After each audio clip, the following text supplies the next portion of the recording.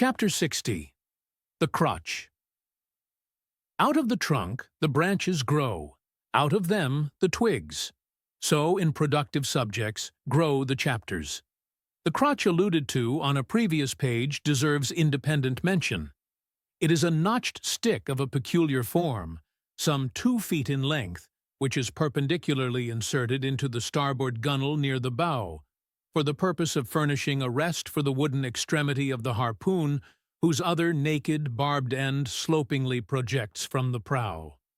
Thereby the weapon is instantly at hand to its hurler, who snatches it up as readily from its rest as a backwoodsman swings his rifle from the wall.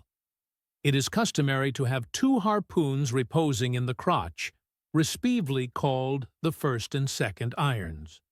But these 2 harpoons, each by its own cord, are both connected with the line, the object being this: to dart them both, if possible, one instantly after the other into the same whale, so that if, in the coming drag, one should draw out, the other may still retain a hold.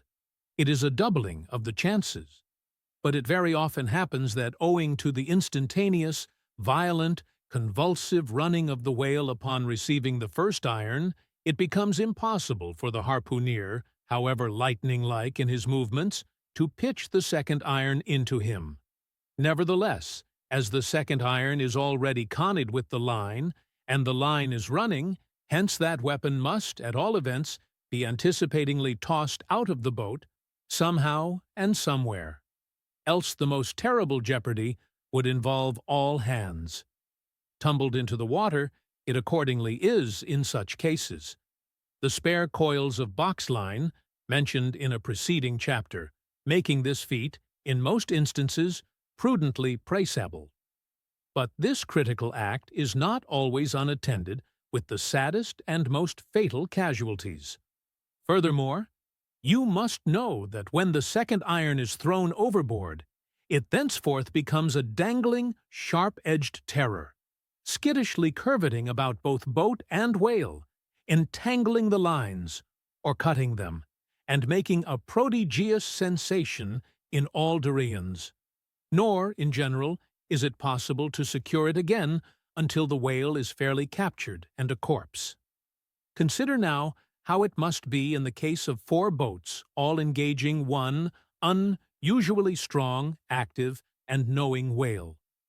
When owing to these qualities in him, as well as to the 1,000 concurring accidents of such an audacious enterprise, 8 or 10 loose second irons may be simultaneously dangling about him.